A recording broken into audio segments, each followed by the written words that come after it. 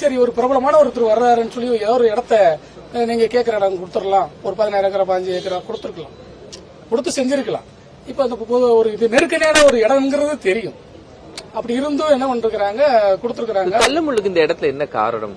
திடீர்னால அதிகப்படியான தள்ளுமுள்ளு ஏற்பட்டது சார். ரசிகர் ஒருத்தர் பிரபலமான ரசிகர் வர்றாரு, அவரு அதனால மக்கள் இப்படி வந்துட்டாங்க சார்.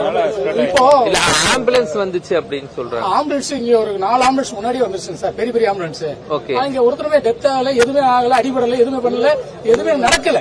சுத்தி ஒரு 50 60 ஆம்புலன்ஸ் வந்துட்டு அது பின்னாடி தான் வந்தது.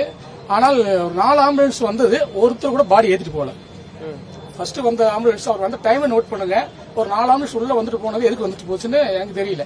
ஆனா ஒருத்தர் கூட ஆம்புலன்ஸ்ல ஏத்திட்டு போகல. ஆனால் விஜய் சார் வந்து போனதுக்கு அப்புறம் நெருக்கடியானது உண்மைதான். ஆனா அங்க அதுக்கப்புறம் ஆம்புலன்ஸ்ல எத்தனை ஆம்புலன்ஸ் வந்ததுங்கிறது எனக்கு நான் கணக்கு வைக்கல.